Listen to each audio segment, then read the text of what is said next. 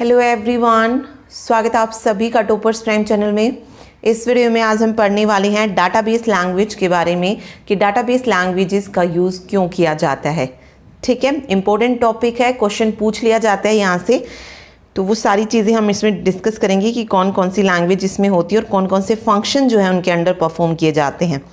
Okay, PDF के लिए जो है आप हमारा प्राइम पैक खरीद सकते हैं, लिंक आपको डिस्क्रिप्शन बॉक्स में मिल जाएगा, तो वहाँ जाके जो आप पीडीएफ ले सकते हैं।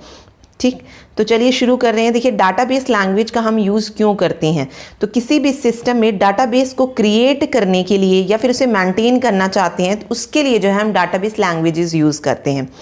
तो देखिए, database language can be use to read, store and update the data in the database.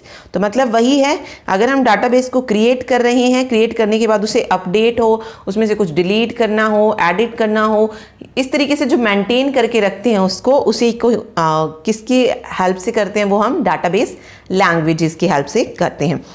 फिर बात आती है टाइप्स ऑफ डाटाबेस लैंग्वेज।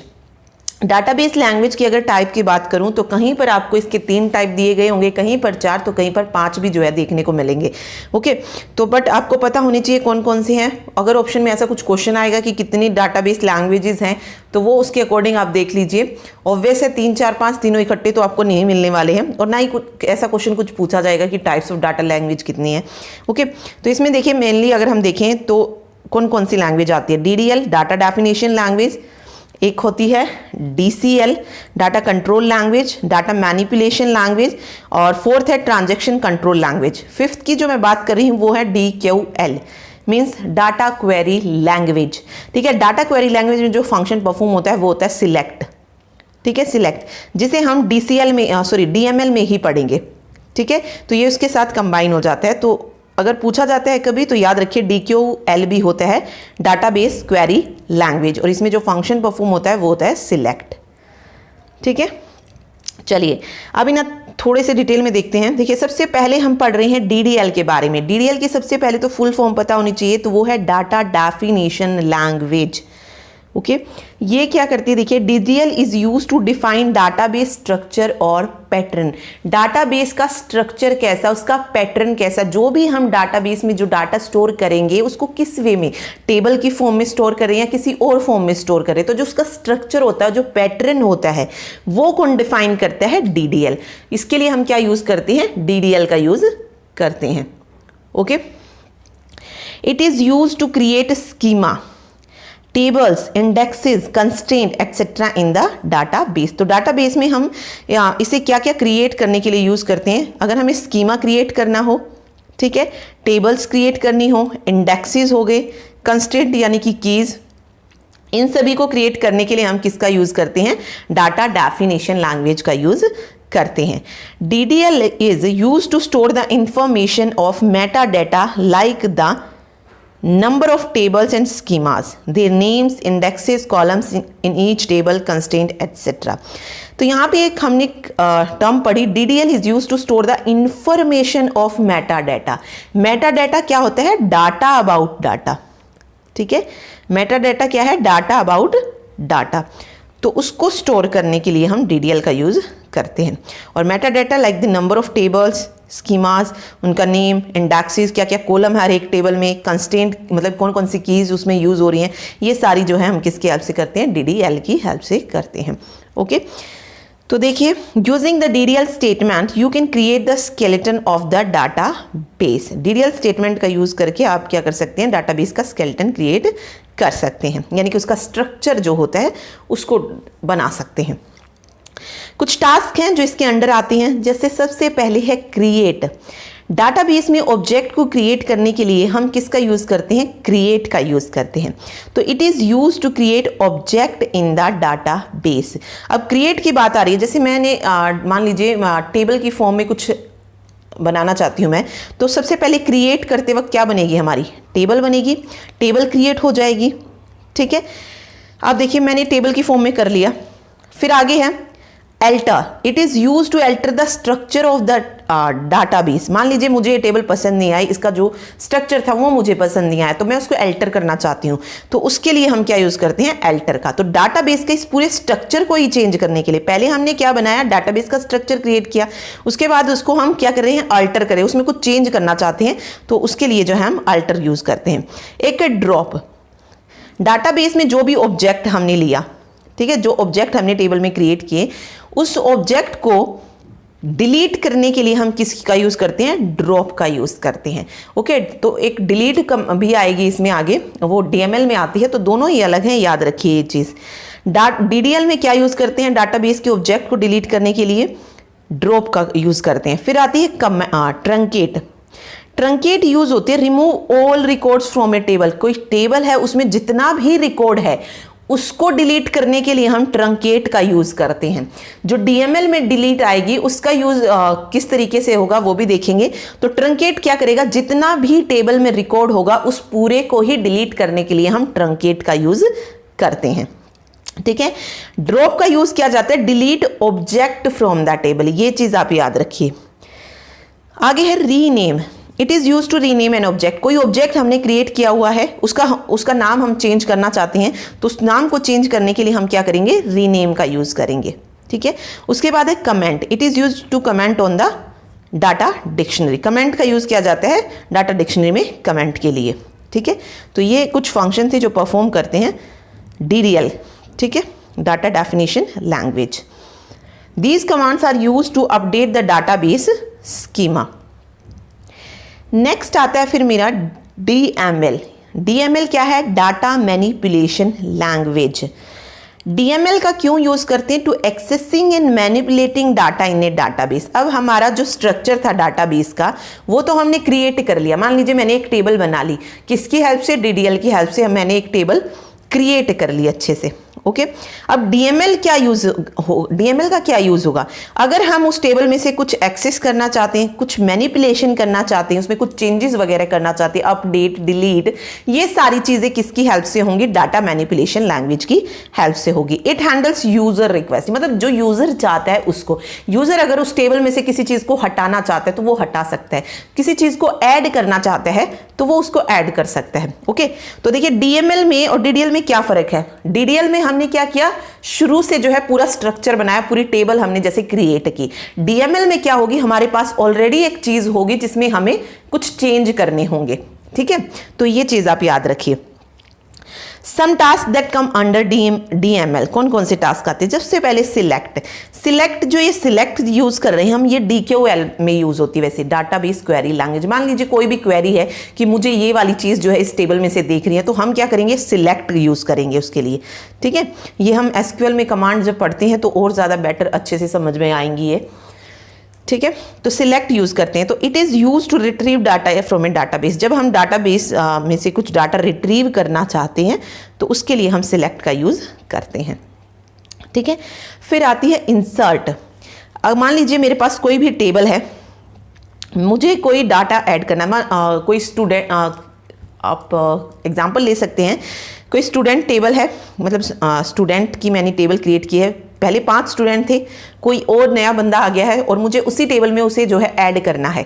ठीक है, तो उसके लिए हम क्या यूज करते हैं, इंसर्ट करते हैं। It is use to add data into table. उस स्टूडेंट का जो भी डाटा था मैं उसको ऐड करना चाहती हूँ उस टेबल में, तो हम क्या करेंगे, ऐड कर देंगे उस डाटा को टेबल में। ठीक है, देन आता है update. It is use to update existing data with in a table.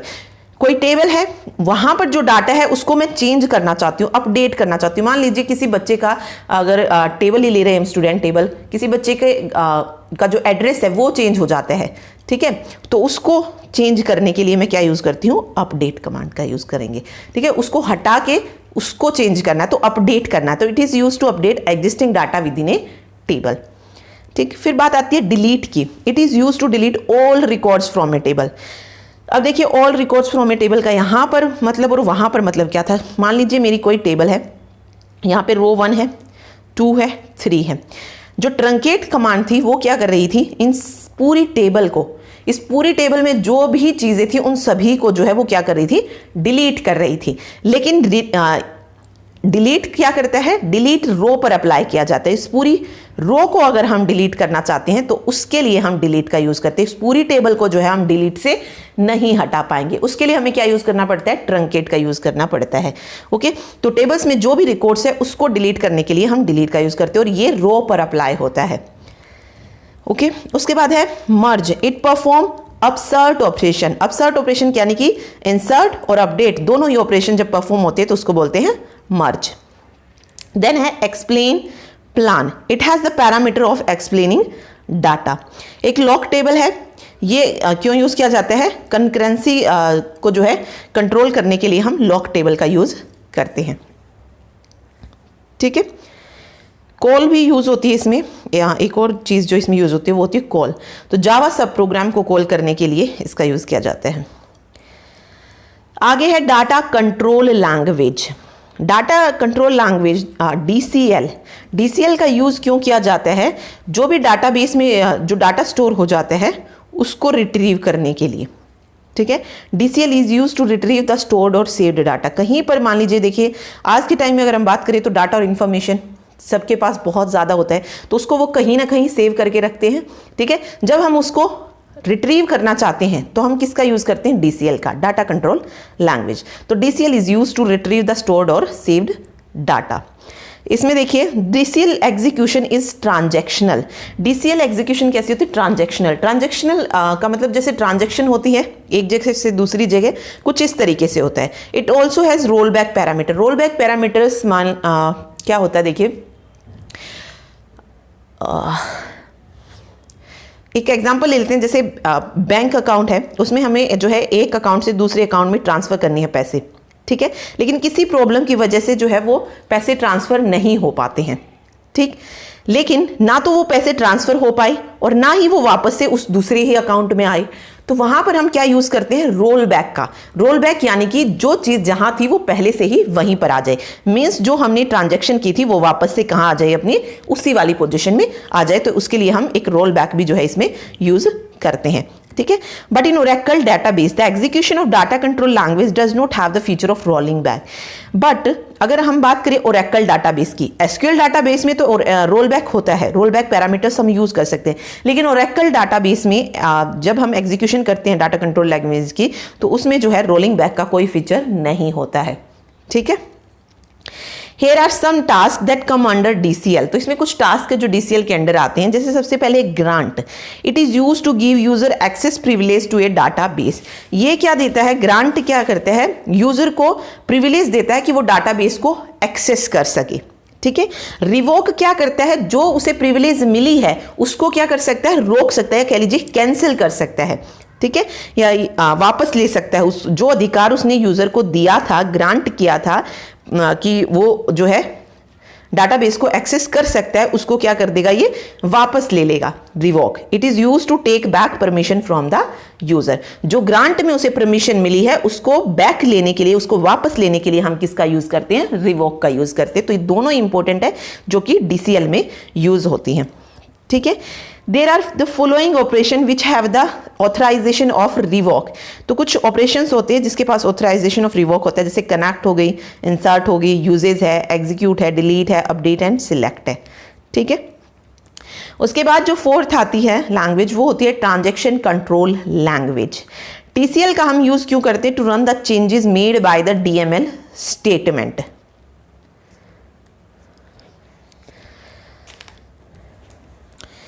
तो TCL क्या करेगा, जो भी चेंज DML स्टेटमेंट में हमने कर दिए, मतलब DML में हमने पढ़ा था इंसर्ट करना, अपडेट करना, डिलीट करना, वो जो भी चेंजेस हुए उनको रन करने के लिए हम किसका यूज करते हैं, TCL का। तो TCL is use to run the changes made by the DML statement. TCL can be grouped into a logical transaction. Here are some task that come under TCL। सबसे पहले है कॉमिट। ये क्या करता है, देखिए, it is use to save the transaction on the database. Database पे जो भी ट्रांजैक्शन होती है, ट्रांजैक्शन मीन्स जो लेन देन होता है, ये कह लीजिए।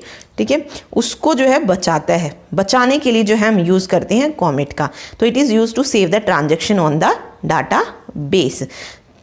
आगे देखिए, roll back, it is use to restore the database to original since the last commit से पहले, मतलब उस ट्रांजेक्शन से पहले जो है उसे वापस रिस्टोर कर देना। रोल बैक जैसे मैंने आपको बताया, ट्रांजेक्शन जो है किसी कारण हो नहीं पाई, एक अकाउंट से दूसरे अकाउंट में हम ट्रांजेक्शन कर रहे थे लेकिन वो किसी कारण से हो नहीं पाए, तो वहां पर अगर हम रोल बैक कर रहे हैं यूज, ठीक है, क्योंकि अगर यहां पर भी ट्रांजैक्शन नहीं होगी और वापस उसमें भी नहीं जाएगी तो प्रॉब्लम होगी, टेंशन होगी उस चीज़ की कि वो क्यों नहीं हो पाई, क्योंकि ना तो वहां पर गए वो पैसे ना उधर रहे। तो उसके लिए हम एक रोल बैक यूज़ करते हैं जिससे जो है वो वापस जो है उसी पर स्टोर हो जाती है, मतलब जहां से वो गए थे वापस वहीं पहुंच जाते हैं। तो it is use to restore the database to original since the last commit से पहले वो जहां थे वहीं पर वापस जाके रिस्टोर हो जाते हैं। ठीक है, तो कॉमिट आप समझ गए होंगे, it is use to save the transaction on the database, जो भी ट्रांजेक्शन हुई है उसको सेव करके रखता है डाटाबेस में। सेव पॉइंट भी है एक, it identify a point in a transaction to which you can later roll back. एक सेट ट्रांजेक्शन होता है जहां पे हम चेंज कर सकते हैं transaction options like isolation level and what roll back segment to use. तो ये दो और इसमें यूज होती है, मेनली जो इसमें यूज होती हैं वो होती है कॉमिट और रोल बैक। ओके, बट चारों याद रखिए कि कौन कौन सी जो है यूज की जाती है। सेव पॉइंट और सेट ट्रांजैक्शन भी जो है इसमें आती हैं। ओके, तो यहाँ पर वही पूछ सकते हैं कि कौन सा फंक्शन जो है कौन सी उसके अंडर में आता है। आगे आप इन्हें एसक्यूएल कमांड में भी पढ़ेंगे तो और ज़्यादा अच्छे से समझ पाएंगे, बट एक बार जानना ज़रूरी था, क्वेश्चन यहाँ से पूछा जा सकता है तो इम्पोर्टेंट था। Thank you so much. Video अच्छी लगी तो लाइक कर दीजिएगा। Thank you.